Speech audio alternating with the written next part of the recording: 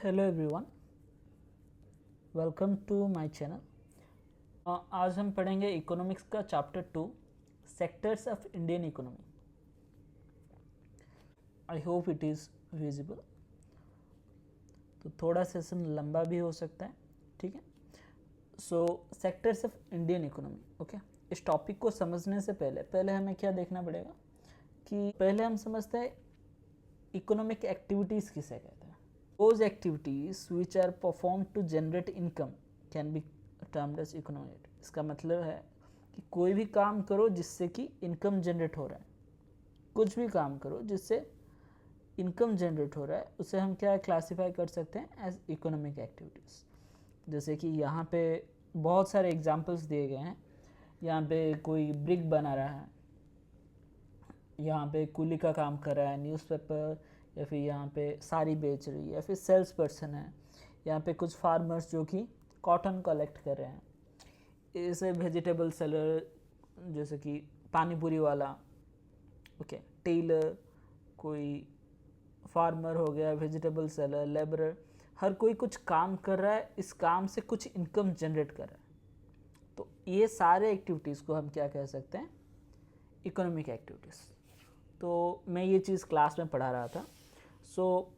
मुझे एक एग्जांपल आया ध्यान में। देखो, मम्मी भी घर पे बहुत सारे काम करती है, तो इसे हम नहीं कह सकते कि ये इकोनॉमिक एक्टिविटी है, क्योंकि she is not getting any type of salary,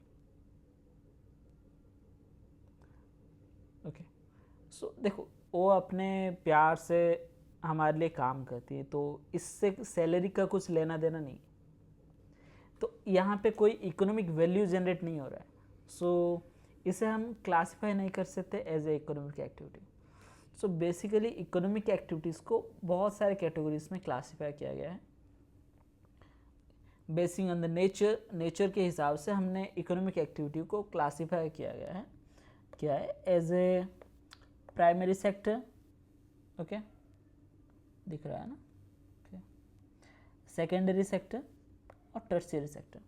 in sectors को थोड़ा अच्छे से समझते हैं, ठीक है, ओके। प्राइमरी सेक्टर, इस बारे में थोड़ा आपने पहले भी पढ़ा हुआ है कुछ, तो मैं थोड़ा रिवाइज कर देता हूँ, ठीक है। जब भी कुछ चीज़ें हम प्रोड्यूस करते हैं नेचर को एक्सप्लोइट करके, या फिर डायरेक्टली नेचर से हम कुछ प्रोड्यूस करते हैं, तो उसे हम क्या कहते हैं, प्राइमरी सेक्टर में वो एक्टिविटीज़ आ जाती है। जैसे कि हमें एग्रीकल्चर से मिलता है। देखो, if you are want to underline then इसे हाईलाइट कर सकते हैं, ठीक है। जैसे कि प्राइमरी सेक्टर में क्या आता है, बहुत सारे एक्टिविटीज़ आ जाते हैं, जैसे कि एग्रीकल्चर वर्क हो गया, ठीक है, डेयरी आ गया, फिशिंग आ गया, फॉरेस्ट्री आ गया। कई बार बच्चों में कन्फ्यूज़न होता है, जैसे कि माइनिंग वर्क है, माइनिंग एक्टिविटी भी ये क्या आता है, एक प्राइमरी सेक्टर एक्टिविटी में आता है। तो इसे बेसिकली इस सेक्टर को क्या कहा जाता है, एग्रीकल्चर एंड रिलेटेड सेक्टर।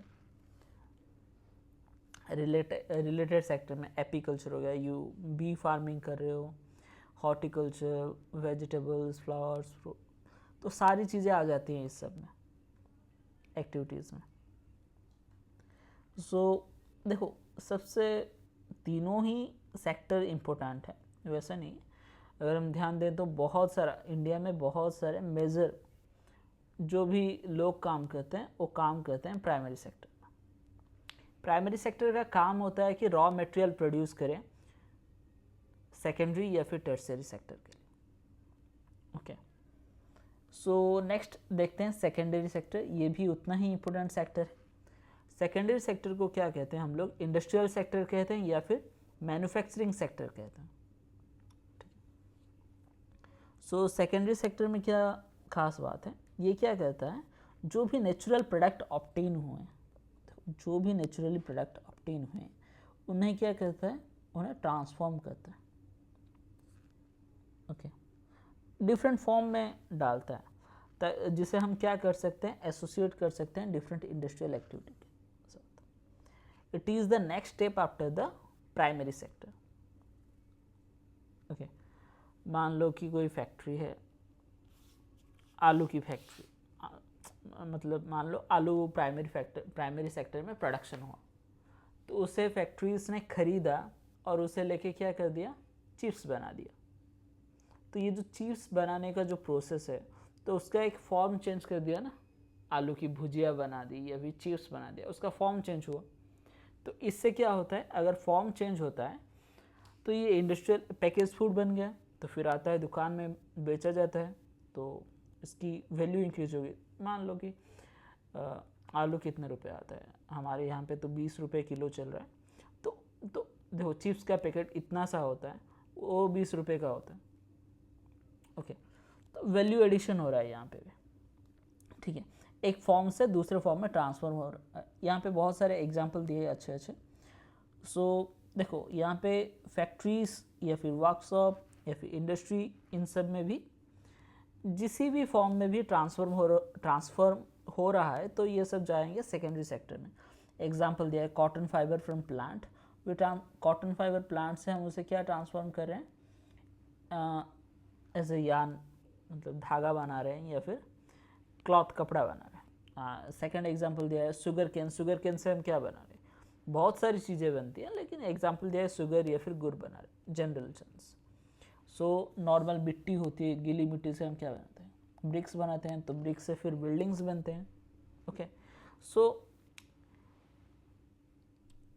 ये सबसे एक इम्पोर्टेंट फैक्ट, मतलब चीज़ है जो कि एक सेकेंड लेवल ऑफ स्टेप है, जो प्राइमरी से सेकेंडरी सेक्टर की तरह ले रहा है। एंड जो टर्शियरी सेक्टर है, ये थर्ड कैटेगरी जो हमने क्लासीफाई किया था based on the nature. So tertiary sector क्या होता है, tertiary sector is different from the above two. Okay, ये जो टर्शियरी सेक्टर होता है इसे हम कहते हैं सर्विस सेक्टर, ठीक है। ये क्या करता है, प्राइमरी और सेकेंडरी सेक्टर के डेवलपमेंट में मदद करता है। सो सर्विस सेक्टर क्या है, तो हम जो एग्जाम्पल ले रहे थे आलू चिप्स वगैरह, सो देखो आलू से क्या बना, चिप्स बना। आलू जो फार्मर ने प्रोडक्शन किया था वो हमारा हो गया प्राइमरी एक्टिविटी में, प्राइमरी सेक्टर में आ गया। उससे कन्वर्शन हुआ फैक्ट्रीज में, उसका ट्रांसफॉर्म हुआ, जैसे कि चिप्स बन गया, भुजिया बन गया, तो ट्रांसफॉर्म हो गया। तो फैक्ट्रीज में पैकेज होने के बाद लोगों तक कैसे पहुंचेगा, लोगों तक पहुंचने के लिए क्या चाहिए, transport. So it is a type of service, transportation. Okay, example C, goods that are produced in primary and second sector would need to be transported by trucks, trains and sold in the wholesale and retail shops. तो दुकानों में आएगा तभी तो हमें मिलेगा, ऐसा नहीं कि फैक्ट्री में हम जाके खरीदते हैं, हमारे लोकेलिटी में दुकान होते हैं, हम दुकान से खरीदते हैं। तो इसी टाइप के ऐसे सर्विस सेक्टर मीन्स टर्शियरी में बहुत सारी चीज़ें आ जाती हैं, जैसे कि हमने अभी देखा ट्रांसपोर्ट का हो गया। उसके बाद देखो कम्युनिकेशन, बैंकिंग, कम्युनिकेशन में जैसे कि हम इंफॉर्मेशन शेयर करते हैं, न्यूज़पेपर हो गया, लेटर से भेजते हैं। ओके, देन आता है बैंकिंग। बैंकिंग में क्या है, हेल्प करता है ट्रेड के लिए, प्रोडक्शन एंड ट्रेड। बैंकिंग तो मेन चीज़ है, पैसा देता है वो। ओके, सो देखो टर्शियरी सेक्टर में सारी सर्विसेज आ जाती हैं। ऐसे कुछ सर्विसेज हैं जो कि डायरेक्टली हम यहाँ पे नहीं बोल रहे, लेकिन जो मदद करते हैं, help in the production of goods. For example teachers, doctors, जो कि पर्सनल सर्विस देते हैं, घर पे पढ़ाते हैं, या फिर स्कूल्स में, हॉस्पिटल्स में, प्राइवेट हॉस्पिटल्स होते हैं, जहाँ पे भी हमें कुछ सर्विस मिल रहा है, पर्सनल सर्विसेज, जैसे कि washerman, barber, cobbler, lawyer, administrative, accounting works, ये सब कुछ सर्विसेज हैं। अभी ये जो सर्विस सेक्टर बहुत ज़्यादा एक्सपांड कर चुका है। अभी बहुत सारे सर्विसेज, जैसे घर पे आके डिलीवरी आ जाता है, स्विगी से ऑर्डर करो या फिर जोमेटो से, सो ये भी एक टाइप का सर्विस है। ओके, आईटी के बेस्ड में अभी internet cafe, ATM booths, call centres, ये डिफरेंट सर्विसेज के एग्जांपल्स हैं, ठीक है। एंड ये जो तीनों एक्टिविटीज़ हैं, तीनों ही इंटरडिपेंडेंट है। किसी एक में भी अगर बदलाव आएगा तो क्या होगा, दोनों पे इम्पैक्ट होगा। अगर प्राइमरी सेक्टर में अगर प्रोडक्शन कम हो रहा है तो ऑब्वियसली क्या होगा, तुम्हारा secondary and tertiary sector impact होगा। तो उसी बेस में यहाँ पे कुछ एग्जांपल्स दिए हैं, ये आपके लिए हैं। होपफुली इतना समझ में आ गया होगा, आप ये एग्जांपल्स कर लें कि कौन सा सेक्टर इम्पैक्ट होगा, कौन से सेक्टर में इफ़ेक्ट होने से। तो मैं पहला एग्जांपल करवा देता हूँ। तो देखो यहाँ पे क्या दिया, imagine what would happen if farmers refuse to sell sugarcane to a particular sugar mill.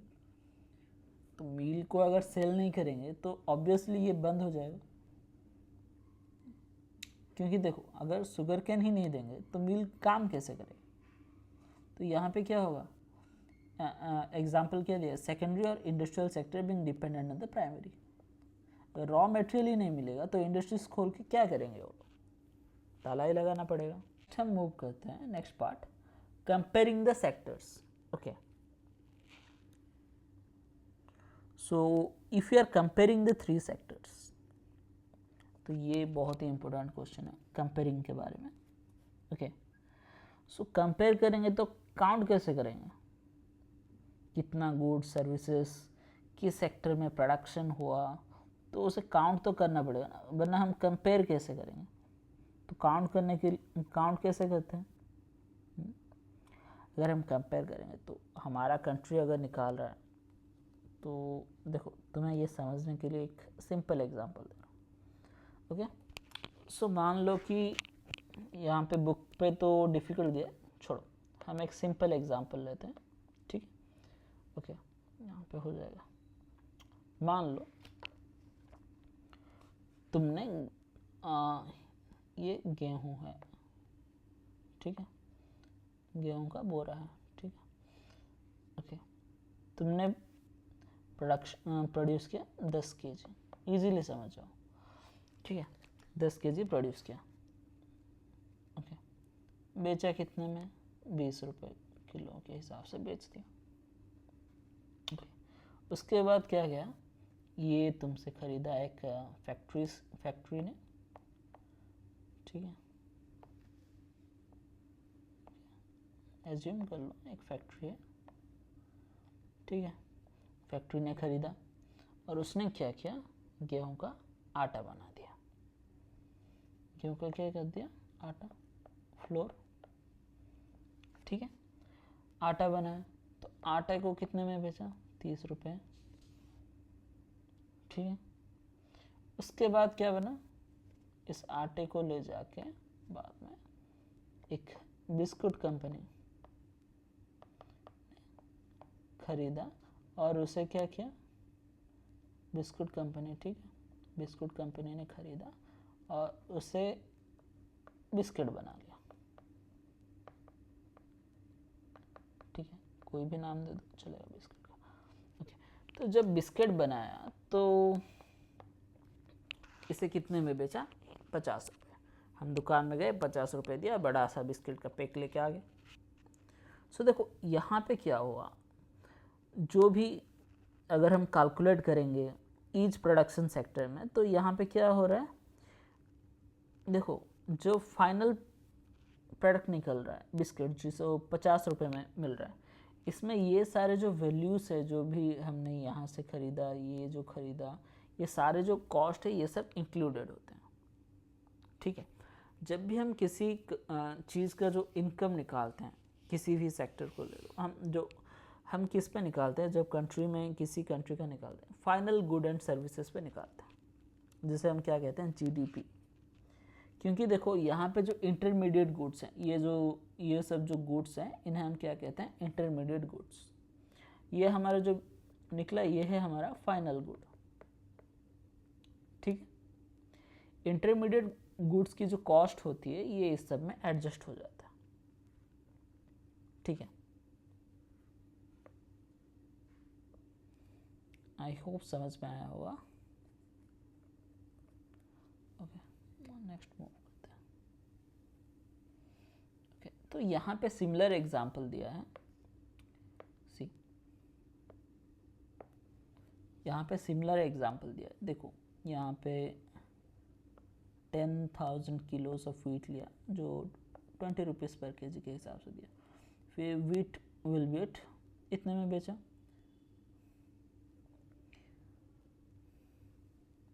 the value of 5000 coconuts at ₹15 per coconut will be this much.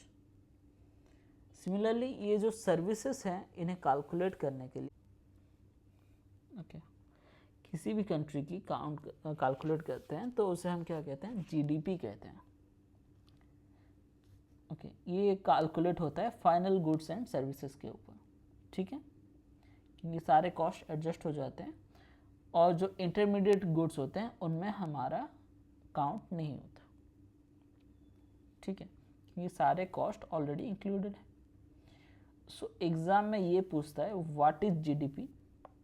GDP क्या है, ग्रॉस डोमेस्टिक प्रोडक्ट. देखो gross domestic product को इसका definition पूछता है, अच्छे से याद रख लो. The value of final goods and services produced in each sector during a particular year provides the total production of the sector for that year. ठीक है, मान लो किसी कंट्री की क्या है, प्रोडक्शन ज़्यादा है तो जीडीपी क्या होगा, इंक्रीज होगा. प्रोडक्शन कम है तो क्या होगा, जीडीपी डिक्रीज होगा. ठीक है, जो जीडीपी होता है अगर हम कंपेयर करेंगे इंटरनेशनली, अगर कंपेयर करेंगे, ठीक है, यूएसए की सबसे ज़्यादा है, उसके बाद आता है हमारा पड़ोसी चाइना, देन आता है जर्मनी, देन आता है हमारा इंडिया. इंडिया 4th पोजीशन में है और यूएसए फर्स्ट. ओके, ठीक है. देखो ये जो जीडीपी निकालना सबसे बड़ा डिफ़िकल्ट टास्क है. सो यहाँ पे ऐसे दिया है मामोथ टास्क. मामोथ क्या है, एक पुराना एलिफेंट है या फिर हरक्यूलियन टास्क, इंग्लिश में पढ़ा होगा. तो डिफ़िकल्ट टास्क है जीडीपी मेज़र करना, टाइम टेकिंग. इंडिया में तो बहुत सारे स्टेट्स हैं, तो सारे स्टेट्स की क्या किया जाता है, सारे स्टेट्स की जो जीडीपी है कलेक्ट किया जाता है information. So total volume goods and services, तो सारे स्टेट्स का कलेक्ट करने के बाद जो हमारे मिनिस्ट्री होती है, सेंट्रल गवर्नमेंट मिनिस्ट्री, वो क्या करती है, एस्टिमेट करती है जीडीपी कितना है. ठीक है, तो हमारे कंट्री की कितनी जीडीपी है, कमेंट कर सकते हैं. नेक्स्ट देखेंगे, यहाँ पे एक चीज़ एडिशन हुआ है जो कि अभी के बच्चों के लिए, मतलब जो अभी पढ़ रहे हैं 10th उनके लिए है, पुराने बुक्स में ये नहीं दिया है. जीवीए. ठीक है, ये क्या है, contribution of 3 sector towards GVA. GVA का मतलब है ग्रॉस वैल्यू एडेड, मतलब कितना वैल्यू एडिशन हुआ है आपके प्रोडक्ट में. सिंपल सेंस देखो इजीली समझते हैं. ओके, जीवी क्या है, जीवी ग्रॉस वैल्यू एडिशन. तो हमारा देखेंगे तो पहले हो गया हमारा जीडीपी. जीडीपी में हमारा क्या आ जाता है, तीनों सेक्टर आ जाते हैं, प्राइमरी, टर्शियरी. ठीक है, तीनों सेक्टर्स आ गया, तीनों सेक्टर से हमने बना लिया जीडीपी. जीडीपी जीवी क्या वैल्यू एडिशन होता है, तो कैसे निकालेंगे, प्लस सब्सिडीज. सब्सिडीज जो गवर्नमेंट से होती है.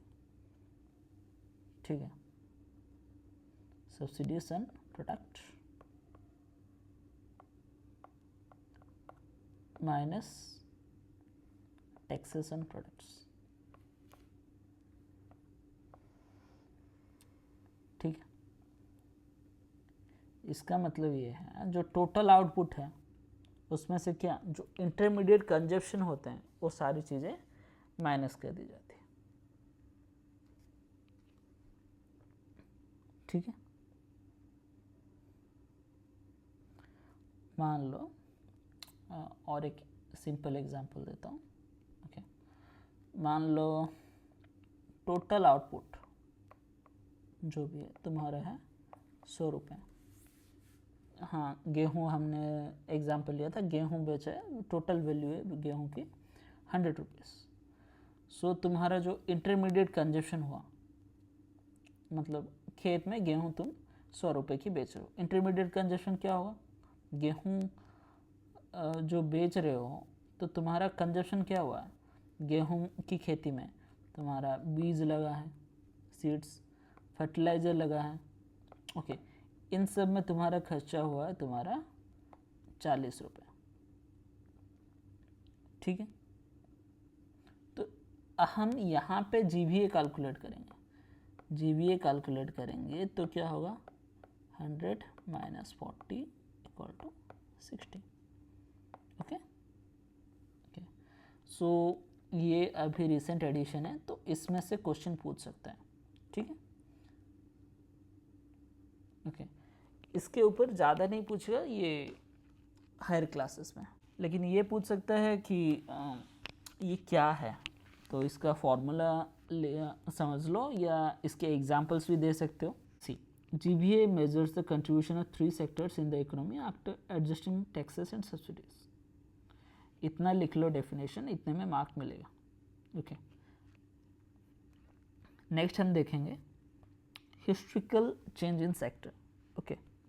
अगर हम हिस्ट्रिकल चेंजेस देखते हैं, देखो हिस्ट्री में इनिशियली अगर देखेंगे, हिस्ट्री में जितने भी कंट्रीज ले लो सब में क्या है, सबसे ज़्यादा प्राइमरी सेक्टर। प्राइमरी सेक्टर मतलब देखो यहाँ पे जितनी भी कंट्रीज है सबकी इनिशियल स्टेजेस में सारे लोग एग्रीकल्चर के ऊपर ही डिपेंड करते थे। Economic activity as a agriculture, हाँ agriculture and agriculture related activities, जैसे कि अलावा जैसे डेयरी हो गया, ओके, एनिमल हस्बेंड्री, तो ऐसे कुछ एक्टिविटीज़ के ऊपर सारे वर्ल्ड के जितने भी कंट्री से इनिशियली डिपेंड करते थे, ओके। क्यों धीरे धीरे क्या हुआ कि फार्म मेथड्स चेंज हुए, एग्रीकल्चर धीरे धीरे प्रॉस्पर होने लगा, जैसे कि लोग बढ़ते गए तो उसी हिसाब से प्रोडक्शन बढ़ता गया, फूड प्रोडक्शन, अलग अलग एक्टिविटीज़ इंक्रीज होती गई, धीरे धीरे क्राफ्ट पर्सन्स, ट्रेडर्स, सारे लोग बढ़ते गए और हमारा जो ट्रेड है वो बढ़ता गया। बहुत सारे लोग ट्रेड एक्टिविटीज़ या फिर बाइंग सेलिंग के अंदर आ गए, ठीक है। तो उसमें अगर प्रोडक्शन बढ़ेगा तो ट्रांसपोर्ट करना भी है, वो भी बढ़ा, ट्रांसपोर्टेशन के लिए मशीन्स, ओके। एंड उसके बाद अगर हम लगभग 100 साल का हिस्ट्री देखें तो आफ्टर इंडस्ट्रियल रिवोल्यूशन उसके बाद क्या हुआ, मैन्युफैक्चरिंग सेक्टर में बूम आया, ओके। फैक्ट्रीज धड़ल्ले से बढ़ने लगी, लोग क्या करने लगे, जो प्राइमरी सेक्टर में एंगेज थे धीरे धीरे क्या हुआ, उनका शिफ्ट होता गया टुवर्ड्स द लेबर और वर्किंग क्लास, जो कि जाके फैक्ट्रीज में काम करते थे। धीरे धीरे क्या हुआ, प्राइमरी सेक्टर में जो लोग थे धीरे धीरे मूव करने लगे कहाँ पे, इन द सेकेंडरी सेक्टर, क्योंकि देखो over the time it took 100 years, धीरे धीरे शिफ्ट होने लगे इंडस्ट्रियल रिवोल्यूशन के बाद, ओके। अगर हम देखेंगे तो धीरे धीरे जैसे फैक्ट्रीज में क्यों लोग शिफ्ट हो रहे थे और फैक्ट्रीज का डिमांड क्यों बढ़ता गया, क्योंकि फैक्ट्रीज में जो गुड्स बनते थे वो क्या होते थे, मैनुअल अगर हम खुद से बनाएंगे उससे बहुत जो प्रोडक्शन जो गुड्स होते थे उनके रेट सस्ते होते थे, चीप रेट्स, इसीलिए लोगों की डिमांड बढ़ती गई उनके लिए। देखो अभी मान लो एग्जांपल ले लो, तुम अगर खुद से कॉटन लगाओगे, कॉटन निकालोगे, उससे यार्न बनाओगे, फिर क्लॉथ बनाओगे, उससे कपड़ा बनाओगे, तो तुम्हें कितना प्रॉब्लम होगा, तुम कितने में बेचोगे। तो मान लो एक टी शर्ट है तो टी शर्ट को मिनिमम तो 500 से कम में तो नहीं बेचने वाले, लेकिन फैक्ट्री से बन के आ रहा है, वो बन के आ रहा है 100 रुपये में, तो लोग किसे खरीदेंगे, ओके। सो फैक्ट्रीज की तरह थोड़ा झुकाव बढ़ता गया धीरे धीरे। अगर नेक्स्ट 100 years देखेंगे अभी रिसेंट, तो इंडस्ट्रियल सेक्टर या फिर मैन्युफैक्चरिंग सेक्टर से ज़्यादा सर्विस सेक्टर में डेवलपमेंट देखने को मिला है। The service sector has become most important in terms of total production. आगे देखेंगे कि सर्विस सेक्टर कितना कंट्रीब्यूट कर रहा है, बहुत सारी चीज़ें हैं। सेकेंडरी एंड टर्सरी सेक्टर का डाटा, ग्रॉस वैल्यू एडिशन, कितना वैल्यू एडिशन हो रहा है, देखो ये डाटा है 77 to 17 to 18, तो किस में ज़्यादा वैल्यू एडिशन हो रहा है? Tertiary, then secondary, then primary. तो सबसे ज़्यादा कंट्रीब्यूशन किसका है? टर्शियरी सेक्टर का। ओके, सो टर्शियरी सेक्टर का इम्पोर्टेंस धीरे धीरे बढ़ता जा रहा है, ठीक है। नेक्स्ट अगर हम देखेंगे जीडीपी की बात करेंगे, ओके, जीडीपी में भी कंट्रीब्यूशन क्या है? सबसे ज़्यादा किसका है? टर्शियरी सेक्टर का। सवाल ये आता है टर्शियरी सेक्टर इंक्रीज क्यों हो रहा है? मन में तो सवाल आएगा ना, टर्शियरी सेक्टर ही क्यों इंक्रीज हो रहा है? सी धीरे धीरे क्या हुआ कि देखो कंट्री में बहुत सारे सर्विसेज, टर्शियरी सेक्टर को सर्विस सेक्टर कहते हैं, धीरे धीरे बहुत सारे सर्विसेज क्या हुए, बेसिक सर्विसेज जो बेसिक नीड में आते हैं वो धीरे धीरे बढ़ते गए। जैसे हॉस्पिटल हो गया, educational institution, post telegraph services, police station, court, village administration, municipal corporation, defence, transport, bank, companies, धीरे धीरे जो बेसिक सर्विसेज है बढ़ती गई। सो हमारा कंट्री जैसे कि डेवलपिंग कंट्री है, हमारी नीड है ये सब सर्विसेज, तो ये सब सर्विसेज की वजह से टर्शियरी सेक्टर बूम होने लगा। देखो सेकंड ये एक क्वेश्चन आ सकता है, ठीक है, the development of the agriculture and industry lead to the development of the, income बढ़ता गया लोगों का, जैसे बहुत सारे बेसिक सर्विसेज आ गए, इनकम बढ़ता गया। अगर तुम्हारी इनकम बढ़ेगी तो तुम क्या करोगे? मान लो तुम्हारी इनकम थी, पहले लोग कम इनकम कर रहे थे तो यूजुअली सारी चीज़ें घर पे बना के खाते थे। अगर तुम्हारी इनकम, मान लो तुम्हारी इनकम थी 20,000, ठीक है, अभी तो तुम्हारी कोई इनकम नहीं है, एज्यूम कर लो एक इंसान था जिसका नाम था रामलाल, ओके, रामलाल ले लो, तो उसकी इनकम थी 20,000, ठीक है, तो टाउन में रहता था तो एडजस्ट वगैरह करता था, एडजस्टमेंट वगैरह। जब इसकी इनकम बढ़ गई, ठीक है, उसका प्रमोशन हो गया, उसकी इनकम बढ़ गई, उसकी इनकम बढ़ के हो गई 40,000, डबल, ठीक है, इनकम बढ़ गई। तो अगर लोगों की इनकम लेवल बढ़ेगी तो क्या डिमांड्स भी बढ़ेंगे, जैसे कि सर्विसेज इस टाइप के, मतलब घर पे खाते थे तो 1-2 दिन अभी बाहर भी खाते रहोगे, डाइनिंग आउट, ओके, कहाँ घूमने का भी प्लान बनेगा, शॉपिंग का, गवर्नमेंट हॉस्पिटल की वजह प्राइवेट हॉस्पिटल में जाओगे, okay, private schools, professional training, इन सब एक्टिविटीज़ में लोग अपना पैसा डालने लगे, ठीक है, क्योंकि इनकम बढ़ रही है। अगर हम पास्ट डिकेड की बात करेंगे तो इंफॉर्मेशन कम्युनिकेशन टेक्नोलॉजी में बहुत सारा बूम हुआ, तो ये क्या बन गई है, जैसे कि फ़ोन एक एसेंशियल पार्ट बन गई है। इसके people cannot imagine a day without a mobile phone the current time, okay. So ये सारे जो लोग इन सब में पैसा डालने लगे तो वहाँ पे क्या हुआ, लोगों की ज़रूरत भी क्या होगी, बढ़ने लगेगी। सो बहुत सारे बहुत सारे लोग क्या होने लगे, इन सारे सेक्टर्स में एम्प्लॉयमेंट के लिए जाने लगे। तो इसीलिए जो सर्विस सेक्टर है इसका कंट्रीब्यूशन क्या हो जाता है, बहुत ज़्यादा हो रहा है, क्योंकि लोगों की नीड्स हैं। तो number of employment is slowly rising. अगर हम देखेंगे यहाँ पे देखो शेयर ऑफ एम्प्लॉयमेंट, ओके, अगर एम्प्लॉयमेंट की बात करेंगे कितना शेयर है एम्प्लॉयमेंट का, पुराना डाटा ये 17-18 का है, ओके। सो देखो शेयर ऑफ एम्प्लॉयमेंट कि इसका कितना था, प्राइमरी का 71 था, अभी कितना है 17-18 का, अभी करेंट डाटा तो नहीं है, ओके।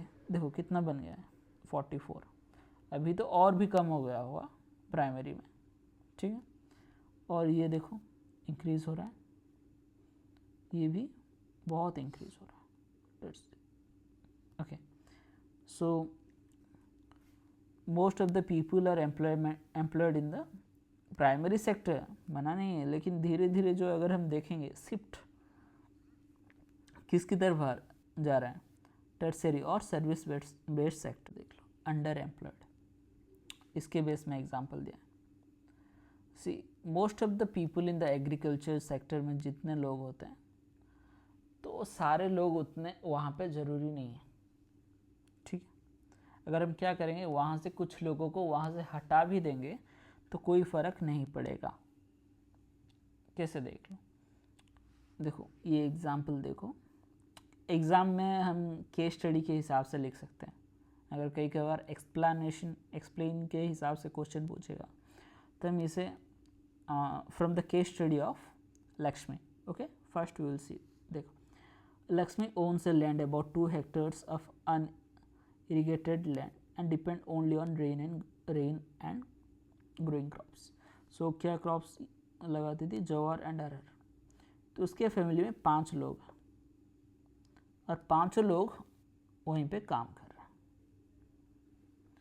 देखो कोई खाली नहीं बैठा है, किसी को गाली नहीं कर सकते, कोई खाली नहीं बैठा है, लेकिन अपना जो पोटेंशियल है, पोटेंशियल के हिसाब से कम काम कर रहे हैं।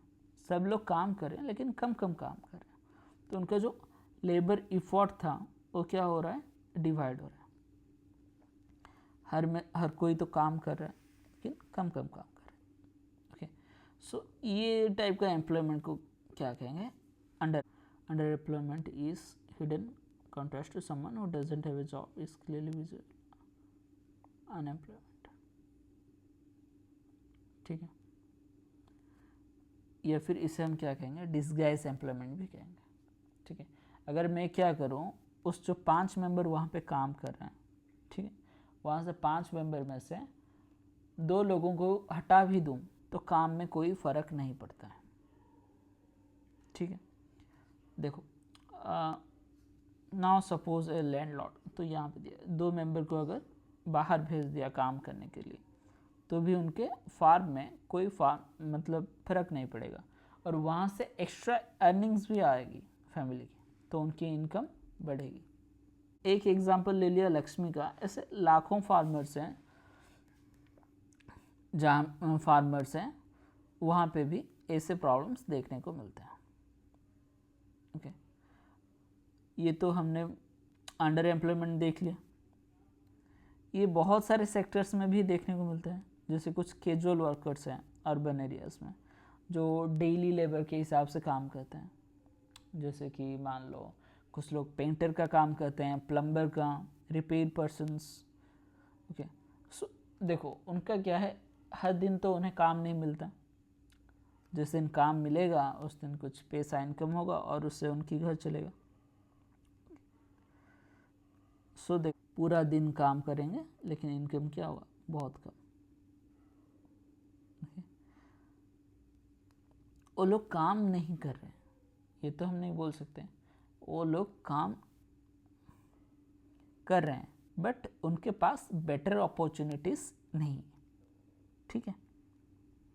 तो अगर हम चाहें तो कैसे एम्प्लॉयमेंट क्रिएट कर सकते हैं, अगर हमें चांस दिया गया तो हम कैसे एम्प्लॉयमेंट क्रिएट कर सकते हैं।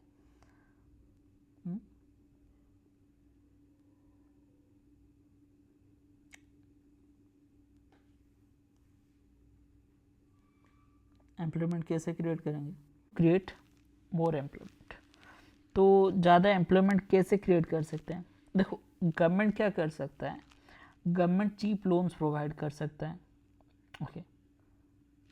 चीप लोन प्रोवाइड कर सकता है स्मॉल फार्मर्स को, और जो फैसिलिटीज़ होते हैं जैसे कि tube well, fertilisers and pesticides, tools, okay, ये सब चीज़ें उन्हें सब्सिडाइज या फिर कम प्राइस में उन्हें प्रोवाइड करें। और एक चीज़, जो फार्मर्स होते हैं प्राइमरी सेक्टर में उन्हें अवेयर करें कि मल्टीपल क्रॉपिंग क्या होती है, डिफरेंट क्रॉपिंग पैटर्न कैसे होते हैं, क्रॉपिंग पैटर्न्स, ओके। सी उनकी रिक्वायरमेंट्स फुलफ़िल हो जाए और उन्हें बैंक से सस्ते लोन दिलवा दें कम इंटरेस्ट में, रीज़नेबल रेट में, ताकि जो मनी लेंडर्स होते हैं जो कि डेब्ट ट्रैप में फंस जाते हैं वैसा ना हो, ठीक है। और वो अपने जो लैंड है उसे इजीली कल्टीवेट कर सके, ठीक। और उन्हें अवेयर किया जाए कि देखो सारी चीज़ें जो हम पढ़ रहे हैं वो सारे रूल्स एंड रेगुलेशन में हैं, मैटर ये कहता है कि कितना इफ़ेक्टिव होता है। और गवर्नमेंट बहुत सारे कंस्ट्रक्शन वर्क एंड एक्टिविटीज़ करती जाए, इंफ्रास्ट्रक्चर डेवलपमेंट जैसे कि डैम्स, कैनाल्स बनाना, इरिगेशन फैसिलिटीज़, ये सब प्रोवाइड करना। तो इससे क्या होगा, बहुत सारे लोगों को कंस्ट्रक्शन में काम मिल जाएगा और कुछ लोगों को जो फार्मर्स है, स्मॉल फार्मर्स, उन्हें बहुत बेनिफिट होगी, ठीक। देखो सारी पॉलिसीज़ इम्प्लीमेंट मतलब गवर्नमेंट ने इनिशिएटिव्स लिए हैं, ओके, कितना काम का हो रहा है और डिपेंड करता है। देखो ये जो डिफरेंट पॉलिसीज़ है गवर्नमेंट ने लिए हैं, ये सारे पॉलिसीज़ फ्रेम कौन करता है? कोई एक तो इंसान है नहीं जो कि फ्रेम करेगा। तो यहाँ पे क्या कहता है, यहाँ पे रोल आता है प्लानिंग कमीशन का, ठीक है। पहले इसे प्लानिंग कमीशन कहते थे, जब मोदी जी आए तो इसका नाम चेंज कर दिया, उसे बना लिया हमारा नीति आयोग, ठीक है। तो ये जो प्लानिंग कमीशन या फिर नीति आयोग है फिलहाल, तो वो क्या करता है, सर्वेस कंडक्ट करता है, डाटा एनालाइज करता है, अगर लोगों की नीड को समझता है और उसी हिसाब से डिफरेंट पॉलिसीज़ फ्रेमवर्क करने के लिए आइडियाज़, प्रपोजल देता है गवर्नमेंट को कि ये पॉलिसीज़ करने से इतने लोग बेनिफिटेड होंगे, ठीक है।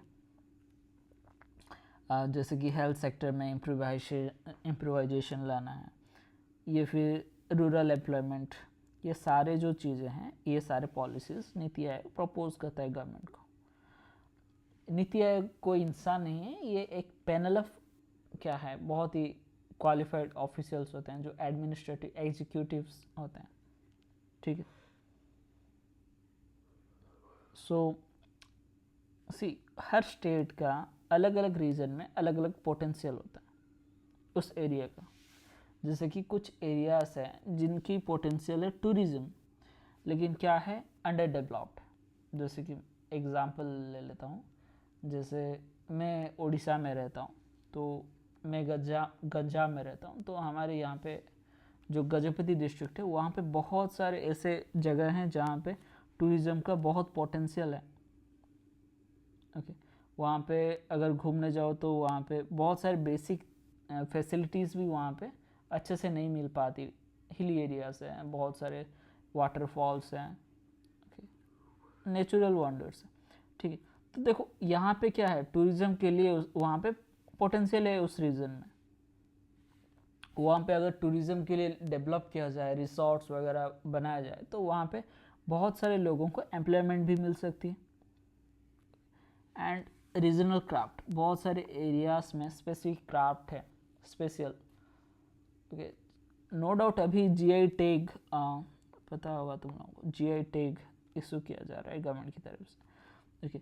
फिर भी स्पेसिफिक टू एरिया बहुत सारी चीज़ें हैं जिन्हें अगर हम थोड़ा सा सपोर्ट और डेवलपमेंट दे, गवर्नमेंट दे, तो वो खुद को रिप्रेजेंट कर सकती है इंटरनेशनली एंड नेशनली। ये सारे सेक्टर्स अगर स्पेसिफिकली हम डेवलप करें, लाखों लोगों को एम्प्लॉयमेंट मिल सकता है, ठीक है।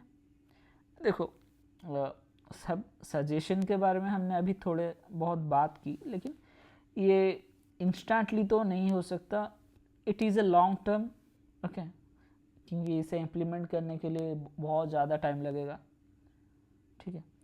देखो सेंट्रल गवर्नमेंट ने एक लॉ किया है, राइट टू वर्क, तो इसी बेसिस पे तो उन्होंने इंट्रोड्यूस किया था मनरेगा, Mahatma Gandhi national rural employment guarantee act 2005। इसके ऊपर आते हैं क्वेश्चन, ठीक है। ये कब हुआ था, तो ये क्या है, मनरेगा क्या है? तो इसके हिसाब से गवर्नमेंट क्या कहता है कि जो रूरल एरियाज़ है, रूरल एरियाज़, तो उन एरियाज़ में 100 days work of employment provide करता है गवर्नमेंट। तो देखो मतलब मैं ये पढ़ा रहा था तो कुछ बच्चों ने ये डाउट पूछा, सर 100 डेज क्यों प्रोवाइड करता है, साल भर तो प्रोवाइड कर सकता था, 100 डेज क्यों कर रहा है वहाँ पे? देखो क्या है कि अगर रूरल एरियाज में बात करेंगे तो नॉर्मली जो लोग लैंडलेस फार्मर्स की बात करते हैं, लैंडलेस फार्मर क्या है कि वो दूसरों के खेतों में जाके काम करता है। तो यूजुअली क्या है कि जो 100 दिन ही क्यों दिया गया है, तो 100 दिन जो दिया गया है यूजुअली उन लोगों को 4-5 महीने काम मिल जाता है, ठीक है। जैसे कि जब सीड लगाते हैं ना, 2-3 महीना काम मिल जाता है पौधा लगाने के टाइम, एंड 2-3 महीना हार्वेस्टिंग के टाइम। तो यहाँ पे चले गए 6 महीने, तो बाकी बचा इतना 100 डेज का काम देता है उसे। बाकी अदर जो बाकी दिन बच जाते हैं उसमें वो अलग अलग एक्टिविटीज़ में एंगेज कर सकते हैं। लेकिन ये जो 100 डेज वर्क ऑफ एम्प्लॉयमेंट है, गवर्नमेंट तुम्हें 100 दिन का, तुम रजिस्टर्ड हो मनरेगा स्कीम के अंडर और गवर्नमेंट तुम्हें 100 दिन का एम्प्लॉयमेंट प्रोवाइड नहीं कर पाई, तो फिर भी तुम्हें वो क्या करेगा, पैसा देगा तुम्हें, ठीक है। देखो एग्जाम्पल देता हूँ, अच्छे से समझ जाओगे। क्या हुआ था जब कोविड हुआ था, तो उस टाइम में जो लोग स्कीम के अंडर थे उन सबको गवर्नमेंट ने पे किया था। सवाल ये उठता है कि क्या हर कोई इसमें जा सकता है? कोविड टाइम में अनएम्प्लॉयमेंट अलाउंस पे किया था, ओके। देखो हर कोई तो ऐसा नहीं बोलेंगे, हर कोई तो नहीं जा सकता, क्योंकि देखो जो गांव में देखते हैं कि जो नीडी पर्सन है उन्हें पहले प्रायोरिटाइज दिया जाता है। हर कोई तो मतलब हम स्टूडेंट्स को भेजेंगे क्या वहाँ पे, नहीं। जो नीडी पर्सन है, जो फार्म में काम करते हैं, कंस्ट्रक्शन वर्क, तो हर टाइम तो उन्हें मिलेगा नहीं ना गांव वगैरह में, रूरल एरियाज में, तो वो लोग इसमें एंगेज रहते हैं। तो देखो काम क्या होता है, ये जो मनरेगा में काम क्या करते हैं, जैसे देखा होगा आप अगर गांव में रहते हैं तो वहाँ पे देखा होगा कि कई बार स्कीम पेड़ आते हैं, तो क्या कहते हैं, पेड़ लगाते हैं जैसे रास्ते के दोनों साइड, तो ये काम होता है। या फिर कोई रोड बन रहा है गांव में, तो ये लोग जाके वहाँ पे काम कर रहे हैं रोड कंस्ट्रक्शन में, या फिर कैनाल कंस्ट्रक्शन, या फिर जो जो एक्टिविटीज़ होती है, कंस्ट्रक्शन वर्क एक्टिविटीज़ होती है आसपास, तो उन सब में जाके ये लोग काम करते हैं, ठीक है। इनिशियली 625 डिस्ट्रिक्ट्स में ये लॉन्च हुआ था, ठीक। अभी बहुत सारे एरियाज में चल रहा है। Sectors as organised and unorganised sector, ये हमने कैटेगराइज किया था ऑन द बेसिस ऑफ हिसाब से। अगर देखेंगे तो हम 2 कैटेगरीज में इसे कैटेगराइज करते हैं, as organise sector and unorganise sector. यहाँ पे 2 बहुत अच्छे एग्जाम्पल्स दिए हैं, ओके। पहला एग्जाम्पल दिया है, देखो कांता क्या है, ऑफिस में काम करती है, तो ऑफिस जाती है 9:30 बजे, आती है 5:30 बजे तक काम करती है। सैलरी हर महीने पहुंच जाता है अकाउंट में। देखो इसके अलावा उसे क्या मिलता है, पीएफ प्रोविडेंट फंड जैसे गवर्नमेंट के हिसाब से, और उसे एक्स्ट्रा मिलता है medical allowance and other allowance होते हैं। संडेज में वो नहीं जाती, छुट्टी है, और उसका भी पैसा मिलता है, ओके। जब वो काम पे गई, जब ज्वाइन हुई काम पे, तो उस टाइम में उसे क्या मिला था, अपॉइंटमेंट लेटर, ओके। और वहाँ पे terms and condition of work, मतलब ये है कि इसका एम्प्लॉयमेंट है, इसके पास प्रूफ है, हाँ इसने मुझे रखा था। तो दूसरा एग्जाम्पल दिया है, ये हो गया हमारा कमल, ठीक है। कमल क्या है, कमल कांता का पड़ोसी है, ये जाता है डेली वेज लेबर के हिसाब से, पास में दुकान है, वहाँ पे जाता है, दुकान खोलता है, 7:30 बजे सुबह जाता है, रात को 8 बजे आता है। उसे कोई अलाउंस नहीं मिलता, सिर्फ उसकी दिन की दिहाड़ी मिलती है, वेज दिन का जितना बनता है। अगर एक दिन छुट्टी रुका तो उसे उस दिन की पगार कट। नो पेड लीव, ना फॉर्मल लेटर है कि मैंने तुम्हें काम पे रखा है, कुछ नहीं है। कल को बोलेगा नहीं तुम्हारा काम मुझे पसंद नहीं आया, मैंने तुम्हें काम से निकाल दिया, मुझे दूसरा लड़का मिल गया, तो देखो यहाँ पे क्या है, कभी भी तुम्हारा एम्प्लॉय तुम्हें निकाल सकता है। तो देखो ऑर्गेनाइज और अनऑर्गेनाइज सेक्टर में क्या है कि ऑर्गेनाइज सेक्टर में एक फैक्ट्री, ओके यहाँ पे स्पेस, देखो ऑर्गेनाइज सेक्टर में देखो एक फैक्ट्री हो गया, जो भी है एक ऑर्गेनाइजेशन है, तो वहाँ पे क्या है, you are registered with the government, ठीक है। कोई भी ऑर्गेनाइज सेक्टर है तो they are registered with the government, ठीक है, गवर्नमेंट में रजिस्टर्ड होते हैं और गवर्नमेंट के सारे रूल्स एंड रेगुलेशंस फॉलो करते हैं, जो भी रूल्स एंड रेगुलेशंस हैं। वहाँ पे क्या रहता है, जॉब सिक्योरिटी, पेड हॉलीडेज और क्या, फिक्स वर्किंग आवर्स। 8 घंटे मतलब 8 घंटे ही काम करेंगे, उसके आगे तो काम नहीं करेंगे। और क्या होता है, जो वर्किंग कंडीशन है वो भी स्टैंडर्ड होता है, कि जैसे कि वर्किंग कंडीशन देखेंगे, काम करने जा रहे हैं ऑफिस में, तो वहाँ पे drinking water facilities, sanitation facilities, toilet facilities, ये सारे जो बेसिक काम करने के लिए एक जगह पे ज़रूरी होते हैं, सारी चीज़ें होनी चाहिए। Working condition and pension on retirement होने के बाद पेंशन मिलता है। लेकिन देखो यहाँ पे जो अनऑर्गेनाइज सेक्टर में है उसका ना गवर्नमेंट रजिस्ट्रेशन है, कुछ नहीं है, ना ज्वाइन करते वक्त अपॉइंटमेंट लेटर मिला, कुछ नहीं, जॉब सिक्योरिटी भी नहीं है, ना पेड हॉलीडेज है, फिक्स वर्किंग आवर भी नहीं है। मान लो अभी तुम किसी दुकान में कर रहे हो काम, तुम नहीं कर रहे हो, अभी तो एज नहीं हुआ है, मान लो कोई इंसान, कमल को मान लो, वो किसी दुकान में काम कर रहा है, रात के 2 बजे ट्रक में माल आया दुकान का, तो दुकानदार तो नहीं आएगा ना, दुकानदार फ़ोन करेगा, कमल कहाँ हो, जाओ 2 बजे माल आया, जाके माल उतरवाओ, गोदाम में रख लो, तो वो तो नहीं करेगा जाके रात के 2 बजे, ठीक है। तो तुम्हारा कोई फिक्स वर्किंग आवर नहीं है, कभी भी वो बुला सकता है, ठीक है। तो यहाँ पे जॉब सिक्योरिटी नहीं है।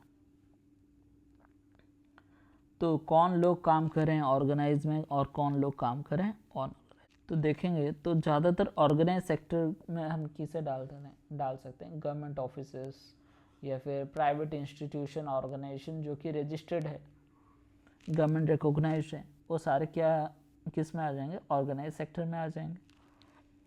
और बाकी जो है अनऑर्गेनाइज सेक्टर में डेली लेबरर आ जाएगा, जैसे ठेला वाला हो गया, पानीपुरी वाला, ये सब क्या है अनऑर्गेनाइज सेक्टर में। तो देखो एक बच्चे ने सवाल पूछा कि ये सारे जो लोग हैं, ओके, अनऑर्गेनाइज सेक्टर में, ऑर्गेनाइज सेक्टर में क्यों नहीं आ जाते, आ तो सकते हैं, क्यों नहीं आ जाते। देखो इसका रीज़न है क्योंकि जॉब तो ऐसे मिल नहीं रहा है, बहुत सारे जॉब कम है, शॉर्टेज ऑफ जॉब चल रहा है अभी, अनएम्प्लॉयमेंट तो भरे पड़े हैं हमारे देश में, ओके। अगर और दूसरी बात देखो, सेकंड थिंग क्या है कि अगर यहाँ पे जॉब ऑर्गेनाइज सेक्टर में जाना है तो कुछ चीज़ों की ज़रूरी रिक्वायरमेंट्स होती है। पहली चीज़ होगी नॉलेज, दूसरी चीज़ होगी स्किल, गुड स्किल, ओके। ये दो भी हो जाए तो भी और एक चीज़ अभी ज़रूरी होता है क्वालिफिकेशन, ओके। क्योंकि ऑर्गेनाइज सेक्टर में तुम्हें एंट्री लेने के लिए तुम्हें क्वालिफाइड पहले होना चाहिए, उसके बाद देखेंगे नॉलेज स्किल बाद में देखेंगे।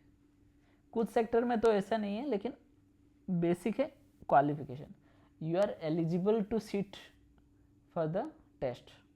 अगर क्वालिफाइड इतना क्वालिफिकेशन नहीं है, बाकी जो नॉलेज है स्किल है वो सब बाद में देखेंगे, वो ज़रूरी ही नहीं, तुम एलिजिबल ही नहीं होगे वहाँ पे बैठने के लिए ऑर्गेनाइज सेक्टर में, ओके। देखो स्किल नॉलेज इन सब में अगर तुम शो करते हो तो अलग बात है, स्किल नॉलेज है स्किल है तो तुम काम करके अपना गुजारा कर लोगे वो बात नहीं, लेकिन ये जो ऑर्गेनाइज ऑफिसेस है इन सब में पहले क्वालिफिकेशन चेक करते हैं किसी को भी काम पे रखने पर। तुम्हारा सर्टिफिकेट है तो आओ टेस्ट दो, फिर देखेंगे तुम्हारा स्किल क्या है, एलिजिबल होने के बाद स्किल देखेंगे, नॉलेज क्या है वो देखेंगे। ठीक है, तो यहाँ पे दोनों एग्जाम्पल में तुम्हें समझ में आ गया होगा। देखो अगर ये जो अनऑर्गेनाइज सेक्टर में है इन लोगों को प्रोटेक्ट कैसे किया जाए। अनऑर्गेनाइज सेक्टर में बहुत सारे लोग हैं, लेबरर हैं, जैसे रोज़मर्रा हम बाहर जाते हैं तो देखते हैं लेबर काम करते हैं, कुछ वेजिटेबल सेल करते हैं, कुछ दुकानों में काम करते हैं लड़के। ओके, तो ये जो अनऑर्गेनाइज सेक्टर है हम इन सब के जो वर्कर्स हैं इन्हें प्रोटेक्ट कैसे करें। ठीक है, तो हम दो केसेस देखते हैं। ओके, एक केस देखते हैं रूरल एरियाज में कैसे कर सकते हैं, और नेक्स्ट देखते हैं अर्बन एरियाज की बात करेंगे। ओके, सो अगर हम रूरल एरिया की बात करें, रूरल एरियाज में जो लैंडलेस एग्रीकल्चरल लेबर्स हैं, ओके, स्मॉल मार्जिनल, देखो कौन कौन है लैंडलेस एग्रीकल्चरल लेबरर्स, जो स्मॉल एंड मार्जिनल फार्मर्स हैं, और कुछ लोग शेयर क्रॉपर्स हैं। शेयर क्रॉपर मतलब भागीदारी में खेती करते हैं। ओके, आर्टिसियंस हैं, तो इन्हें हम रिकॉग्नाइज कर सकते हैं, हाँ इतने लोग हैं ये काम कर रहे हैं। और जो छोटे फार्मर्स हैं उन्हें हम क्या कर सकते हैं, गवर्नमेंट क्या कर सकते हैं, बीज प्रोवाइड करेगा, कुछ एग्रीकल्चरल मशीनरीज इनपुट उन्हें कम प्राइस में यूज़ करने के लिए, देखो वो तो खरीद नहीं सकते, तो उन्हें जब भी ज़रूरत हो अपने खेत के लिए, जो स्मॉल स्केल फार्मर्स हैं उन्हें एफोर्डेबल प्राइस में उन्हें प्रोवाइड करें। और जो शेयर क्रॉपर्स हैं, फार्मर्स हैं, उन्हें मतलब चीप लोन प्रोवाइड करें। ठीक, और फार्मर्स के लिए स्टोरेज फैसिलिटीज़ अगर वहाँ पे जो गांव वगैरह में रूरल एरियाज़ में स्टोरेज फैसिलिटीज़ अगर उन्हें प्रोवाइड करें तो उनका क्रॉप बहुत सारा जो ख़राब हो जाते हैं वेजिटेबल्स या फिर अदर क्रॉप्स है तो वो सब ख़राब नहीं होंगे और उन्हें बहुत ही बेनिफिट होगी।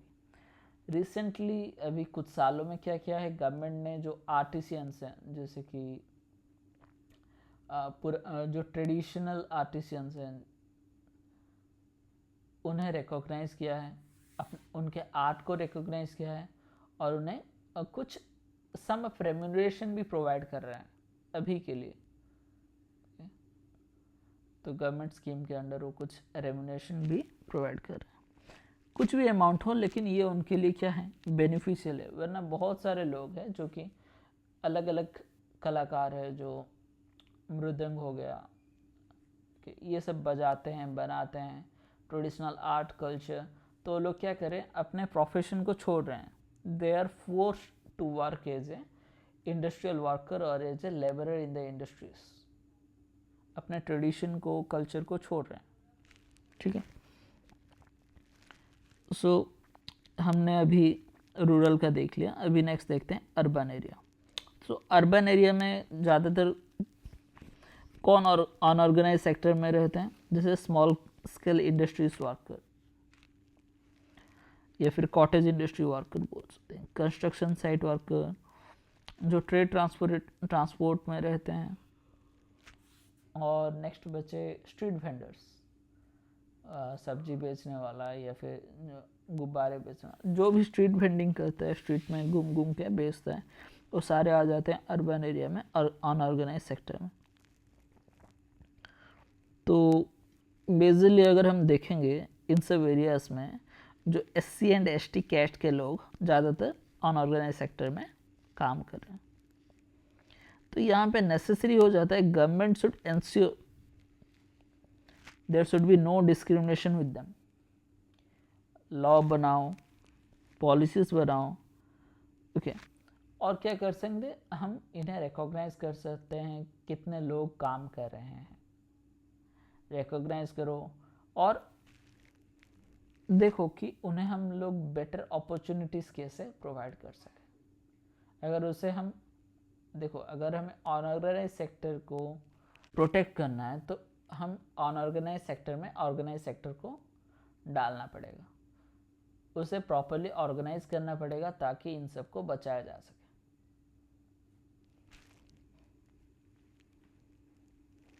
ओके, एग्जाम्पल ले लो, कोई स्मॉल स्केल कॉटेज इंडस्ट्री है, तो उसे अगर रिकॉग्नाइज हुआ तो गवर्नमेंट की तरफ से सपोर्ट मिला तो फैसिलिटीज़ मिल पाएंगी, उसे ग्रो करने के लिए अपॉर्चुनिटीज़ भी मिलेगी।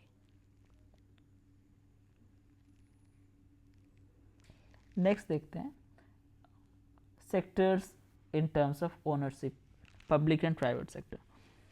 ये बहुत ही सिंपल है। प्राइवेट सेक्टर में क्या आता है, जो कि एक इंडिविजुअल ओन करता है या फिर एक ग्रुप। ओके, इनका मोटिव होता है, कोई भी प्राइवेट कंपनी की कोई भी खोलेगा तो उसका मेन मोटिव क्या होता है, कुछ पैसा कमाया जाए, प्रॉफिट्स। सो एग्जांपल ले लेते हैं, जिसकी रिलायंस हो गया, टाटा हो गया, विप्रो हो गया, TCS, ICICI, ये बहुत सारे जो प्राइवेट कंपनीज होती हैं वो जनरली फोकस करती हैं अपने प्रॉफिट पे। ओके, और जो गवर्नमेंट कंपनीज होती है, गवर्नमेंट मतलब पब्लिक सेक्टर में आ जाती है, जो कि गवर्नमेंट ओन करती है, उनका मोटिव होता है लोगों को सर्व करना। जैसे उसमें एग्जांपल ले लो, इंडियन रेलवेज आ गया, एग्जांपल लो इंडियन रेलवेज, सॉरी, एग्जांपल में इंडियन रेलवे आ गया, पोस्ट ऑफिस आ गया। ये सारी चीज़ें क्या है, पब्लिक को सर्विस प्रोवाइड करने के मोटिव से किया गया। देखो, तो गवर्नमेंट, देखो जो पब्लिक सेक्टर में गवर्नमेंट क्या करता है, गवर्नमेंट प्रोवाइड करता है हमें इलेक्ट्रिसिटी, प्रोवाइड करता है पानी, रोड, रेलवेज, स्कूल, हॉस्पिटल, सारी चीज़ें प्रोवाइड करता है। तो गवर्नमेंट जो ये सर्विसेज देता है यूजुअली कुछ फ्री ऑफ कॉस्ट होते हैं, कुछ क्या होता है लो प्राइसेस में प्रोवाइड करता है। ठीक है, मतलब देखो गवर्नमेंट कैसे प्रोवाइड कर सकता है हमें लो प्राइसेस में, गवर्नमेंट के पास पैसा क्या कैसे आएगा। देखो गवर्नमेंट इतना रिजनेबल कॉस्ट लो प्राइसेस में प्रोवाइड कर सकते हैं, लेकिन प्राइवेट कंपनीज तो नहीं करेंगी, वो करोड़ों रुपए लगा रही हैं, तो उन्हें भी तो कुछ प्रॉफिट चाहिए। तो गवर्नमेंट क्या कहता है, जो हमसे टैक्स लेता है, ठीक है, टैक्स से ये सारी सर्विसेज प्रोवाइड करता है। ओके, जैसे मान लो कि पानी, एग्जाम्पल, सिंपल एग्जाम्पल, वाटर, जैसे घर में सप्लाई का पानी आता है, गवर्नमेंट सप्लाई का पानी आता है, यूजुअली मैं हमारे यहाँ का रेट बोल रहा हूँ, मंथली 50 या फिर 80 रुपीज़, 100 के अंदर होता है मंथली का। ठीक है, अगर हम वाटर का कैन खरीदेंगे, पानी का कैन आता है 30-35 रुपये आता है एक कैन। तो देखो कॉस्ट डिफरेंस क्या है, एक गवर्नमेंट है जो कि तुम्हें हर दिन पानी देगा 1 महीने तक और तुमसे 80 से 100 रुपये चार्ज कर रहा है। यहाँ पे प्राइवेट कंपनी, कॉर्पोरेट, जो तुम्हें पानी देगा एक कैन का तुम्हें चार्ज कर रहा है 30 to 35 rupees. So see, this is the difference, price margin. Okay, और एग्जांपल देख लो, जैसे कि फेयर प्राइस शॉप होते हैं, जैसे हमने पढ़ा था PDS, लास्ट ईयर पढ़ा था, पब्लिक डिस्ट्रीब्यूशन सिस्टम। वहाँ पे गवर्नमेंट क्या करता है, गवर्नमेंट हमसे मतलब फार्मर से खरीदता है गेहूँ, मतलब फार्मर से खरीदता है 30 रुपये किलो खरीदता है, लेकिन देता है लोगों को 2 रुपये में। कैसे देता है,